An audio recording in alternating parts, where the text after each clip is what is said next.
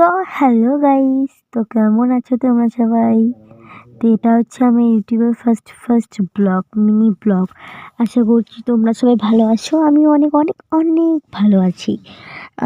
তো এটা হচ্ছে আমার ইউটিউবের ফার্স্ট ব্লগ, জানি না কি এরকম হবে না হবে, তবুও আর কি ভয় করছে, তবুও আর কি ভিডিওটা চালু করলাম। ভুল হলে প্লিজ ক্ষমা দৃষ্টিতে দেখবেন আপনারা। তো আমার হাতে যে তোমরা গিফট বক্সটা দেখছো, এটা আমার দিদি নিয়ে আসলো। এখানে কি আছে আমিও জানি না, আমার হাতে ধরিয়ে দিয়ে বলল যে কাট, এবার দেখ কি আছে এখানে। তো আমি দেখছি কি আছে এখানে, তো আমি নিজেও কনফিউজ হয়ে গেছি এখানে ভিতরে কি আছে। তো তোমরাও গেস্ট করো এখানে ভিতরে কি আছে আর কি।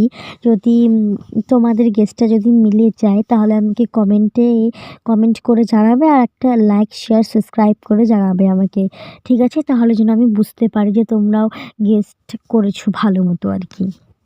তো চলো খোলা যাক, এখানে কি আছে আর কি দেখা যাক, তাই না?